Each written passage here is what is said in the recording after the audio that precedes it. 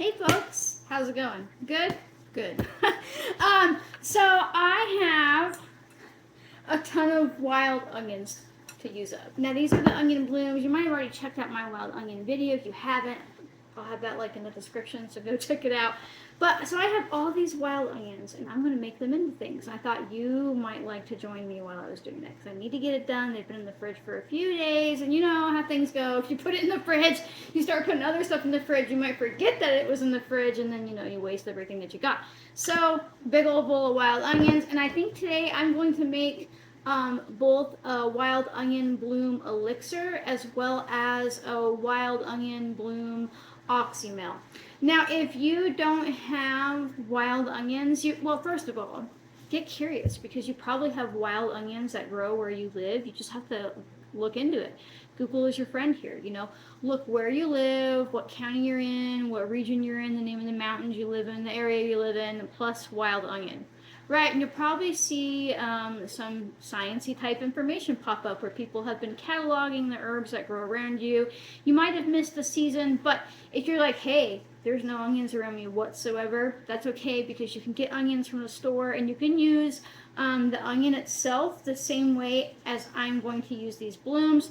Now, if you have onion blooms in your garden, it does the same thing. If you have leeks, anything in the onion family, chives, what have you, you can do the same thing with. I just often pick the blooms of these wild onions, and these are Ptolemy's wild onions. They're native and very highly specific to the Northeast Oregon range of the Blue Mountains, right? But an onion is an onion is an onion. And of course, you could just eat these. You can make them into dip. But let's see what I'm going to do today. Okay, so what I'm going to do today is I'm going to make an onion bloom elixir. I love using honey in elixir. There's just a fancy word for a tincture that you add honey to. So you'll need, obviously, the plant you're going to work with, but I like using blooms for this because honey tends to pull out a little bit more of the water-soluble properties, and blooms, they're always heavy in water. They have a lot more water-soluble properties than not. My dad gifted me this Manuka honey stuff. I know what Manuka honey is. I just mean he gifted it to me this winter, and I thought this would be a good use for it. And then some 100 proof vodka. If you can only get 80 proof vodka, that's fine. Proof and percentage are two different things. This is 100 proof, which means it's 50% water, 50% alcohol. If you get 80 proof, that means it's 40% water, 40% alcohol, 60% water. It just needs to sit a little longer. So right off the bat, I'm going to put the honey on the bottom. You don't have to use a ton. This is one of my most favorite tasting tinctures. It really is. It's a food, so your mouth is like, mmm. But I really, really like onion bloom or onion elixir because it's just so fantastic for dealing with coughs, colds, sore throat. When 2020 happened, and the thing that shall not be named for the purposes of my video being viewable, it hit here before it was actually 2020. I don't like to admit it, but it definitely did, because we were somewhere where it landed really early, and I was like, what is this sickness? It's really weird. It wasn't acting like anything else. And the thing that responded to the quickest for the sore throat and stuff was this onion bloom elixir. And so you're going to put a little bit of honey in the bottom. You don't really want to overdo it, because you want to keep your alcohol ratio, your ABV, alcohol by volume, to 25%. And what happens is that means you need at least 25% alcohol in this jar for it to be shelf stable. And when you add honey, even though you don't think of it as water, it is water. So I maybe added 1/4 cup to that, maybe a little more. You don't really need a whole lot though. And then I always put it in the jar first, because honey sucks to try to pour over top of. And now the complicated part is getting the onion. I'm just going to make a mess. It's just going to happen. The onion's in the jar. Now, you'll notice that sometimes I don't just have the blooms. I have the greens too. Occasionally you'll see a root going in there. You're fine. It's fine. All the parts are edible. There's not one part of the onion that's edible and the rest are deadly poison. They all are usable. Sometimes I take this and I dry them, and then I powder them up, and I have an onion powder, a wild onion powder. It's pretty fantastic, you know, and you can get some big ones, right? Whew, she's spicy. And so I'm going to fill my jar up, but I'm not going to pack it down, because if you pack this too tight, you're not going to have room for your alcohol, and then you won't get as much of your tincture that you're wanting.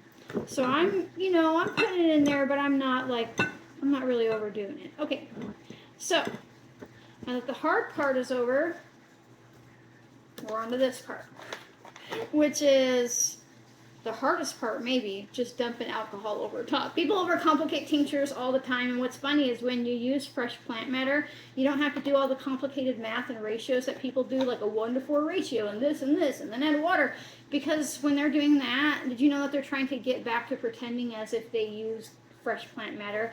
Even if they don't know that's why they're doing it, they're trying to pretend like the plant is still living, right? And it's so funny, because then they'll be like, oh, you should only use them, like, you've just been taught that.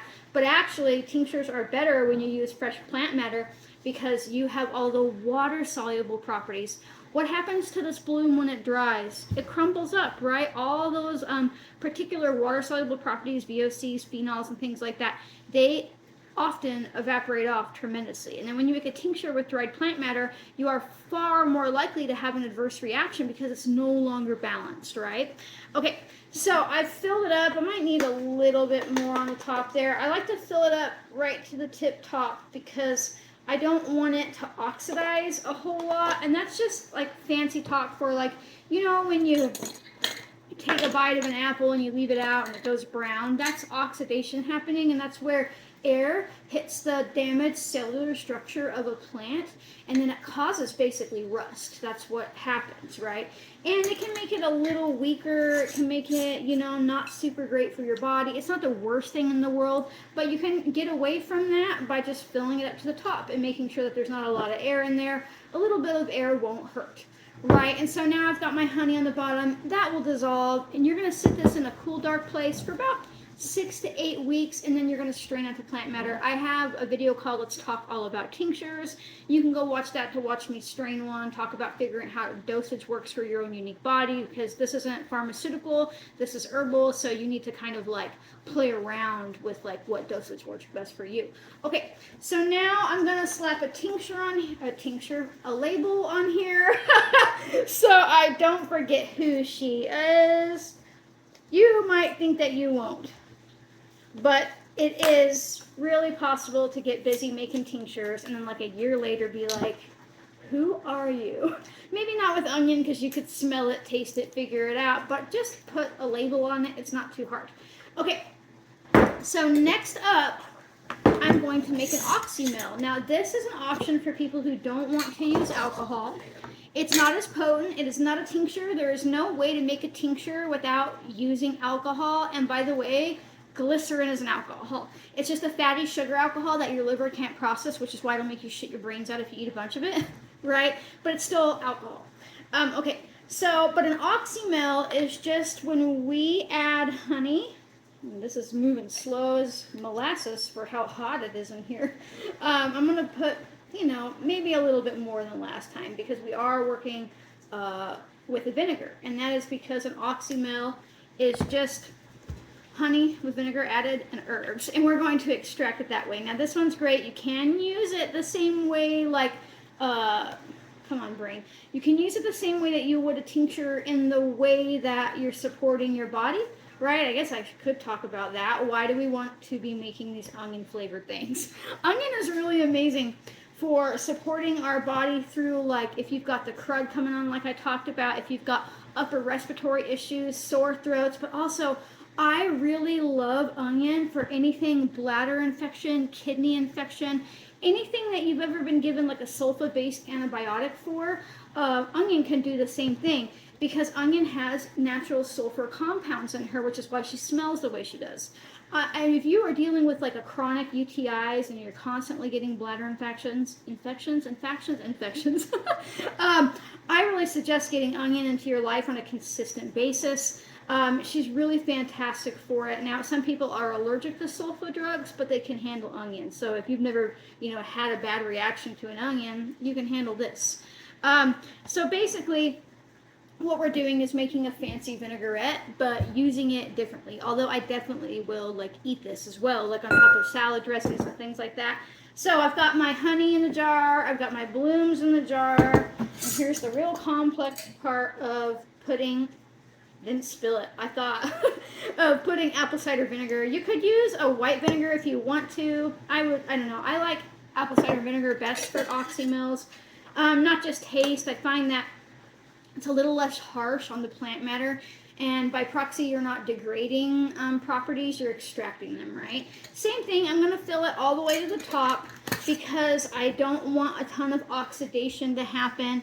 Now this one's going to be ready in a cool, dark place in about 4 weeks. And the difference between a vinegar and a tincture is that you can forget to strain this tincture for like 5 years, and as long as it's tight and the alcohol hasn't evaporated, you're fine.